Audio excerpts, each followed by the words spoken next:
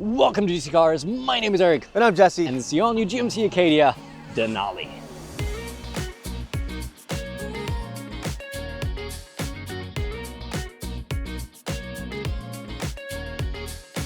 So this is just smaller than the Tahoe, but only comes with an inline 4 now. No V6, no nothing like that. Will it suffice or will it suffocate the sales success of this SUV? We shall find out today. And if you want to plug into this channel, just like you can plug in up front in here, make sure to like and subscribe.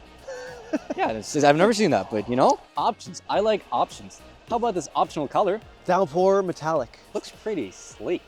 You like downpour. Yeah, you never know. Canada. Shout out Canada. But okay, so all new design. This and the Traverse, obviously, it's Platform Brothers.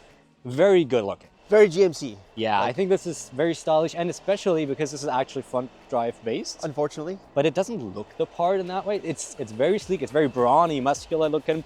Big old 22s up here. Look at them dangs. Looking nice. They're nice. Side profile, looks like an SUV on the side. Nothing to complain about here. Got some roof rails. But this is my favorite angle back here. Yeah, it really does look nice, honestly. I like the black, red, blue combination, and I know you don't love it, but the chrome, I think it just works. I'm not a chrome guy, but hey, if it floats your boat, it floats your boat. You want me to upset you even more? Why? How? Maybe we should take a look at the interior. I'm nervous now. Oh, sorry, I was just distracted by my coffee splashing around because we have so much white in here, which looks nice up top. But why is it going? Why do we have white carpeting and white door sills? Like, this is like, who's gonna spec this? This is gonna be ruined in like 10,000 kilometers. It's a winter nightmare. Yeah, which is unfortunate. So I love this up top. It looks great. Yeah, it's like a brown. Right? It's like, it almost looks black and white, which is funny. Yeah. But it's like, I think starting from the knees down, it should just be black trim and black carpeting because it's just gonna age horrendously. But of course, you can always get black on black interior, or you just eat the disadvantage that is it's gonna get dirty. Otherwise, though, I mean, this is a nice interior. Yeah, I mean, a lot of chrome. Yeah, a lot of chrome. A lot of faux plastic chrome. I don't mind it too much because we do still have so much leather. We have really nice wood. I love like if you're gonna give me wood, give me texture, and they do that here. Yeah, it's very nicely textured even down here. It feels good. I can, you know, with my splint, I can do like, can show you the texture really nicely. Build quality too is like, yeah, especially these door panels, really nice. It is well built. It's a good quality cabin. A couple of plastics here on the doors, but for the most part, it is really soft. It is really nice. So are the seats. Very comfortable. Ventilated, not simultaneously no massage, but comfortable. Lots of variation here of stitching and materials too. Oh yeah, we're kind of like a bit of like a, I don't even know what's that called again. I'm not even sure. We're not rich enough to know all the different quilting and stitching patterns. It's got patterns on it, all right? That's all I'm saying. And we got part of this new update, new infotainment, new gauge cluster. This is very Ford. Yeah, this is like Mach-E, right? This is like Mach-E or all the AEVs with like the vertical screen. Except bigger. I like this infotainment more than I like the Ford system. This is Android Automotive, so it has integrated Google Play Store, Google, all that. Unlike the AEVs, we still get Android Auto. We still get Apple CarPlay wirelessly integrated. Great integration, including in our gauge cluster. And it's responsive. It's a very fast system. It looks good. We still have a very satisfying dial down here for our volume. This should be a mute. Yeah, it really should. Like in the middle there, in the Fords, it's a mute.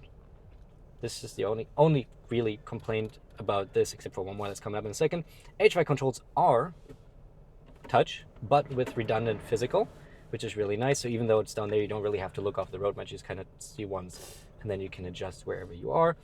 Funny quirk is your heated seats, for example. Yeah. Pop up here. Yeah. Same with it. I think they did it so you just look up that a little bit more, because it does make a difference. When I'm looking down here compared to here, I just have a slight bit more in my peripheral vision.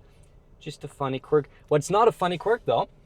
The lights. Yeah, they stole that from their own GMC Canyon, which is like, it's in your light controls or in the info. It's just so stupid. Just give us a button, man. This is a crucial safety feature.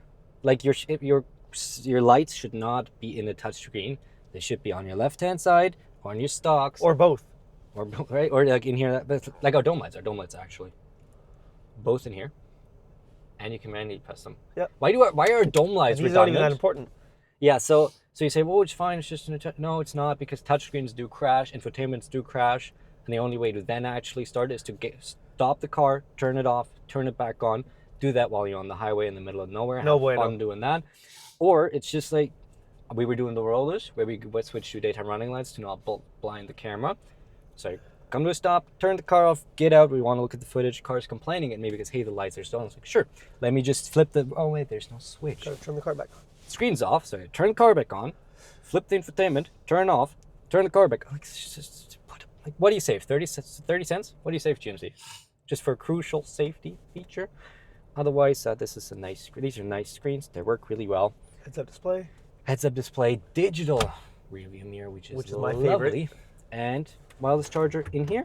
USB-C, USB-A. 2 cup holders, Happy Meal holder down below. Which is underrated in my opinion. Oh yeah, it's great. Big old center console. And then we move on to the rear. Big sunroof first of all. 2 seats in the second row, no bench seats. We've got captain's chairs with our armrest, reclining, sliding, heated. Your own vents and climate controls. A lot of space. Quite nice, quite spacious. And surprisingly, third row. Yeah, especially if you slide these rear seats back forward a little bit. Plenty of room. For me, I'm like 5'10", 5'11". The headroom is ridiculous. Yeah, actually. The headroom is really good. You got USB-C in the back. You got your own cup holders. You even got vents in the trunk still. All right, so that's really good. And speaking of trunk, we got 25 cubic feet of space with the third row up, which is really good. 57 with the third row down, and up to 97.5 cubic feet of space, which is a lot. That's where you notice that this is just very large for a midsize SUV, almost a full-size SUV. However, with the seats going up and down, it's a little finicky because the second row seats have to be like very far forward for this to actually go down and go up by itself. Because it's all exposed as well. Yeah, the railing is pretty exposed, which is kind of funny. And you see on our footage, like we had to jiggle and do a lot of stuff for the seats actually to go down and up. Minor complaint. Once you know it, you'll get used to it. But just TLDR, this is a very nice interior. Yep. I think it's a very nice interior. The only thing that could make or break this, I think, is price and engine. The powertrain. So let's hit the road to find out. All right, out on the road, we're in sport mode, all-wheel drive. Let's see what this can do. Doesn't rev that high. Oh. What the? Wow. Hello. Right, that might have been the most underwhelming launch. Wow. Whoa, okay. I think I could sprint faster than that from the start. Wow. Yeah, that was not very athletic whatsoever. Let's get out of sport mode, go back into front wheel drive as well. That was like starting from like a speed walk. Yeah. Yeah, it's just like, or like when you're getting up from a sofa, it just takes a while after you've been sitting there watching the NFL, whatever you do. It's like, okay, here we go. No, it's an older car. It's not really, it's brand new, but it's definitely anyhow, so we have a 2.5 liter inline 4 producing 328 horsepower, 326 pound-feet of torque, sent to all 4 wheels through an 8-speed automatic. And I'll tell you, it does not feel like it has 328 horsepower. No. And like, at least not from the launch. And I find it also doesn't feel that way most of the time you're driving it on the highway, because it doesn't have much torque below 2,500-3,000 RPM. You constantly have to rev this out. But before we talk more about engine, let's do a quick handling test. All right. So, time for our patented handling test. What can get worse, right? We just already have one broken finger. What about a second one? Can we do it? Can we not? What about a broken neck? Someone did a nice donut here. Actually pretty decent. Oh, damn. That's actually really good. Powered right through. That was actually really good. Why was the torque in the corner feel better than the launch? That's so funny. Because you need to rev this engine out, unfortunately. And that's what a turbo should not be doing. Like, you shouldn't need to rev out a turbo engine. And that's my biggest complaint really with this car, is this engine. Like, in the city, I'll be honest, it's inoffensive. I don't really notice it. It's fairly smooth. The sound is kind of offensive a little bit. But that's like when you, like, let me just demonstrate. Let's say we're pulling on the highway. We're going from city streets now to highway. We're not flooring it. We just want to accelerate it at like normal speed. So I'm like,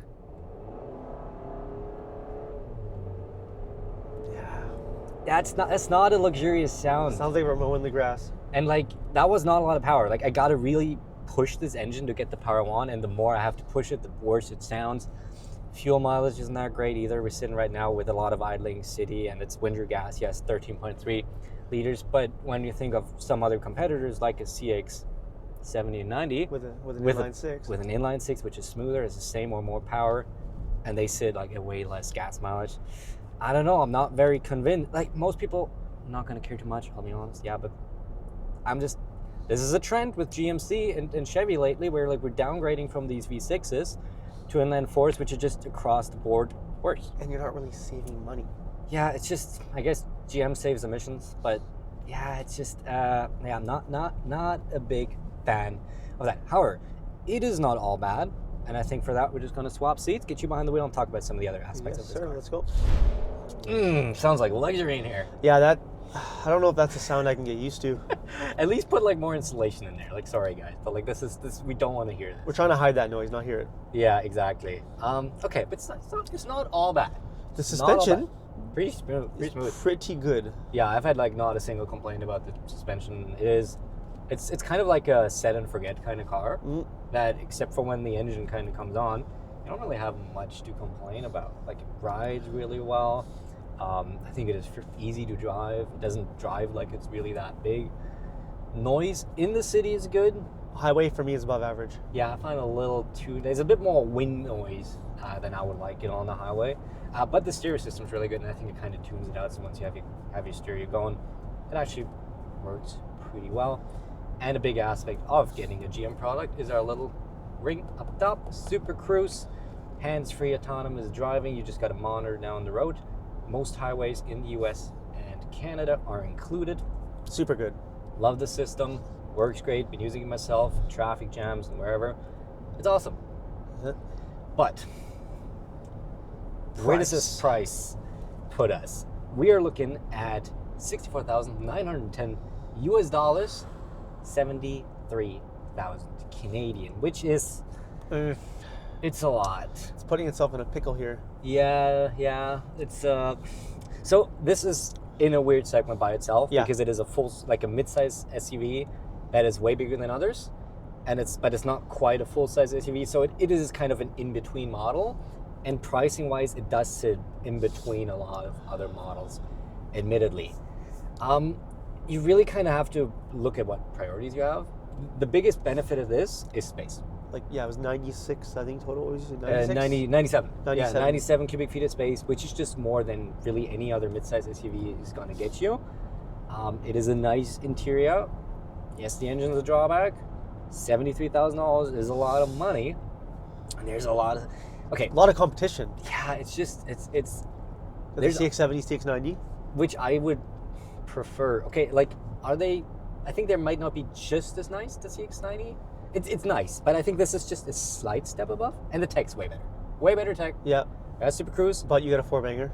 Yeah, we get more space in this, but that inline 6, which is also so much more efficient. Yeah, and you get the high output version as well. Yeah, if you want to have more power, you can get that. It's going to be not as lethargic as this Dodge train is. So personally, if I'm looking midsize, I would look at that.